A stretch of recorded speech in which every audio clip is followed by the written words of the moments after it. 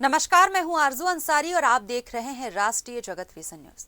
रायपुर के तेलीबांधा थाना क्षेत्र में पुलिस ने देर रात वीआईपी रोड स्थित आदित्य फार्मस में छापेमार कार्रवाई की। इस मामले में 2 लोगों को गिरफ्तार किया गया है। पुलिस को सूचना मिली थी कि फार्म हाउस में नशे की पार्टी चल रही है। मौके पर पहुंची टीम ने देखा कि फार्म हाउस में खुलेआम पार्टी हो रही थी, जिसमें छत्तीसगढ़ के साथ साथ दूसरे राज्यों से आए लोग भी शामिल थे। कार्रवाई के दौरान पुलिस ने आरोपी रविंद्र सिंह चावला समेत एक अन्य को गिरफ्तार किया है। छापेमारी में बड़ी मात्रा में हुक्का पॉट और विदेशी शराब की बोतलें जब्त की गई हैं। इस दौरान पार्टी में मौजूद कुछ लोगों ने पुलिस टीम से बदतमीजी भी की। पुलिस को शक है कि इस पार्टी में चरस और चिट्ठा जैसे नशे का भी इस्तेमाल किया गया है। मामले में जांच शुरू कर दी गई है और गिरफ्तार आरोपियों से पूछताछ की जा रही है।